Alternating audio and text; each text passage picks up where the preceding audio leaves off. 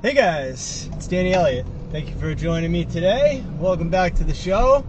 So as you know, it's garbage time in the U.S. housing market because we have all of these houses that aren't even rent ready that are listed at 2022 prices based on 2.7% interest rates. And nobody's buying any housing out there right now. There's deals that have been pending for 180 days.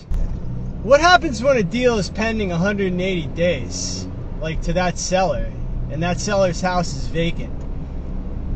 That means you're not getting any money off that house. See, that means that house is dead money right now. All you're doing is paying $1,000 a month to the local government. These houses aren't even rent ready. These houses haven't been fixed in 20, 30 years. And these sellers are just hanging their ass out there because you know the deal's going to get canceled. And then they're just like, well, I'm just going to keep it. That's what they always say. When you say, well, you know, I'm willing to offer you a fair market price for your deal. And then they just, oh, that's offensive, right? Or your buyer agent will tell you, what? Oh, I don't know if I could do that. That's just, man, that's just too low.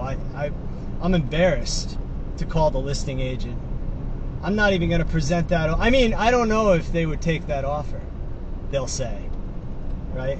You literally got realtors out there that are refusing to present offers to the seller, which is illegal. But, you know, pretty much everything real estate agents do is illegal, and they just do it anyways because they don't care about being a fiduciary to their clients. They just don't care. Like, they're just going to do whatever the hell they want to do, and no one's really going to call them out on it because most of the buyers and sellers out there have no idea what's going on. They're just listening to these people that have never even bought or sold a house before, and they don't own a house personally. But somehow they're experts in real estate. It's interesting how that works, isn't it? I always thought so. But, you know, these canceled listings, these unsold homes that are just dropping off the MLS and then they're going to come back next year. Zillow is going to scrub all these listings. You watch. Because I've seen this happen in my competition in one of my local markets. Someone that literally copy and pasted my real estate listing and used it for their real estate listing, except their house wasn't renovated, their house isn't 3 minutes from the highway, and their house is in a lesser neighborhood. But they just copy and pasted my listing, and, you know. So, we know how that went, right guys? They listed their deal for $3,400 a month, and then next thing you know, it was $3,300 a month, and then next thing you know, the listing was removed, and it reappeared at $3,200 a month. But somehow, the $3,400 and the $3,300 price just disappeared. Zillow just scrubbed it. So it looks like it's a brand new listing at $3,200, but it didn't matter because then they dropped it to $3,100, and now they've dropped it to $2,995, and still no one is coming along because the house is really not renovated, and it was like a drunken renovation. Like, they have a gutted basement, and the kitchen is old, and the living room and bathroom are old, but they're calling it newly renovated somehow, and they're shocked to find out that nobody wants this deal and they're not finding a tenant. So now it's been 3 months. That's like $9,000 down the toilet at least for this other investor out here. See, this happens all the time, guys. Like, if you have a bad deal at a high price, nobody's gonna buy it, you know? So you're just wasting your time. This is the other thing. So if you guys made it this far in the video, you're gonna like this. All right, so what these agents are doing right now, you're gonna love this one. These agents are signing you to a contract to list a house that's overpriced, knowing full well that they'll never get a willing, able, and ready buyer. And then when the listing gets removed, they charge you a $5,000 fee for their time. Isn't that great? So that's how realtors are making money now. They're just charging you a cancellation fee because they're going to say, well, we spent all this time marketing your property, bro. You know? We posted the listing. So therefore you pay us $5,000. And we knew that your price was too high, but we just didn't say nothing to you. Isn't that great? It's not so great. It's really not. It's very unethical, and it's wrong, and these agents shouldn't be doing that, but they're doing it. In fact, I heard it right on a podcast. It's a podcaster who's got a big brokerage in Florida was talking about it. He says, yeah, I just charge them a $5,000 cancellation fee when their deal doesn't sell.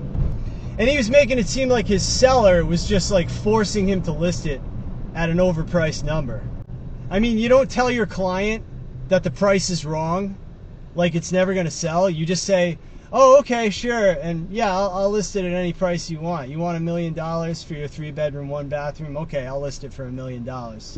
But you know, if you remove the listing, I'm going to charge you $5,000. And then you can hire me again in the spring, and we'll do the same thing. You can pay me another $5,000. Like literally, all they do is hit post, and it goes up on the MLS. Like that's it. They're going to use the same pictures from last year because they haven't done, because their client's not going to renovate. Clearly, no one is renovating. Nobody wants to renovate any of these houses. Nobody wants to offer a premium product at a fair market price like I do. And, you know, their listing is picked up within one day, because that's really what happened. I listed a deal for rent on September 1st, and I had my tenant that day. I listed it on a Sunday night, which isn't even a good night to list.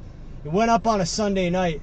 By Monday afternoon, I had my tenant because it was a premium product at a fair market price.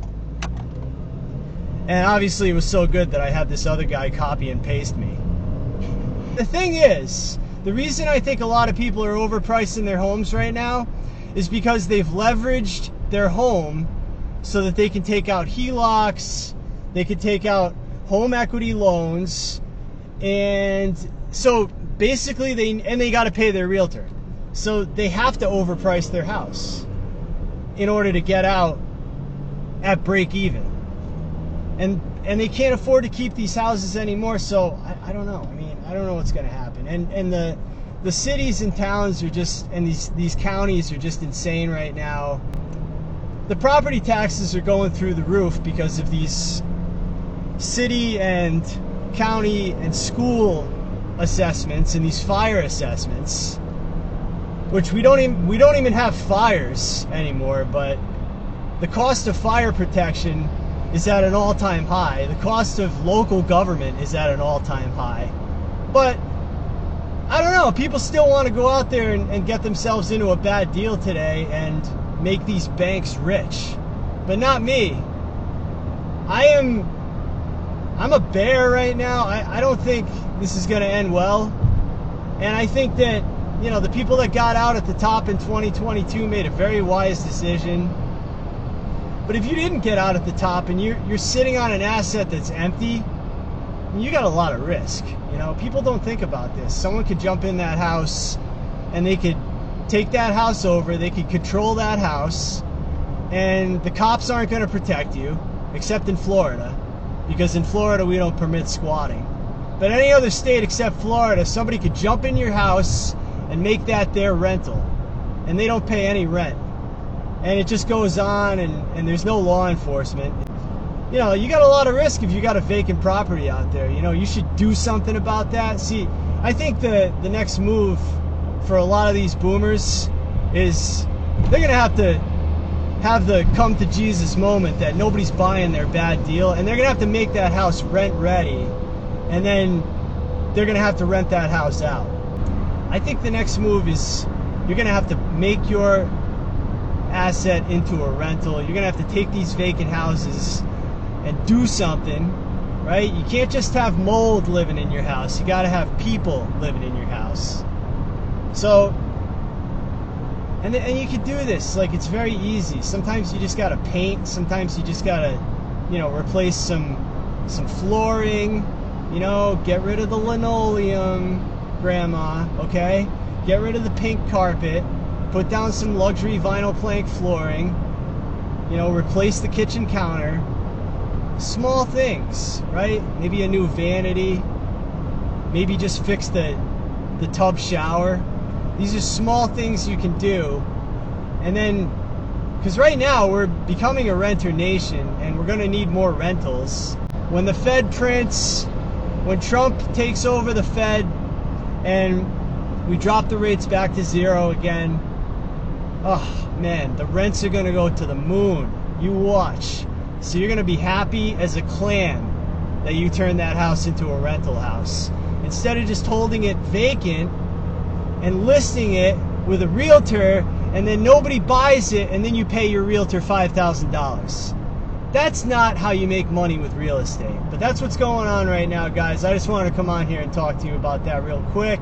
But I think it's a great time to just put U.S. housing on the shelf for a while, you know? Just leave it alone. You know, maybe come back in 5 years when we hit the bottom and then buy everything. But right now, everything is at an all-time high, so it's not time to buy, you know? But that's just my feelings, and you let me know what you think in the comments section. You know, if you think I'm wrong about this and you think that, you know, U.S. housing is going to go to the moon and this is the time to buy single-family residential, you let me know in the comments. If you think I'm going to miss the bottom, let me know. Tell me where you're buying. Tell me where you're finding all this cash flow and, you know, what markets you're in. It's got to be somewhere where there's cash flow, but nowhere that I want to buy. I like nice, warm climates. So, hope you enjoyed the video today, guys. I'll see you in the next one. I'm Danny Elliott.